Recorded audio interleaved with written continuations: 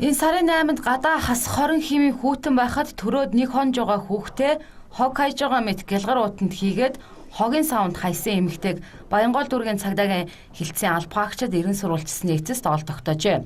22 настай Төв аймгийн Харьяатын эмэгтэй эцэггүй хүүхэд төрүүлсэн учраас хайсан гэж цагдаагийнд мэдүүлсэн бөгөөд сэтгцийн хувьд цоо ирүүл нэгэн байжээ.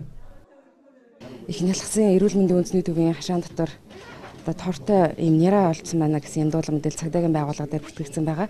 За энэ дуудлага мэдээллийн мөрөөр энэ гэмтэргийн мөрөөр цагдаагийн байгууллагаас эрен сурвалжлах ажлыг яалтаа зохион байгуулсны үр дүнд одоо хүүхдэд төрүүлээд хайсан Улаанбаатар хотод түр оршин суух хаягтай Эргэн А гэгчиг 22 настай эмэгтэйг олж тогтоогоод эрүүл мэндийн 16-ын 3 буюу хүүхдэд хаях төөрүүлэх тэнцвэрт оруулах гэсэн гэмтэргээр эрүүгээр үүсгэн шалгаж байна. За одоо хүүхдийн биеийн байдал хэвийн байгаа. За ихний алхсан төв дэмжлэгдэж байгаа юм мэдээ.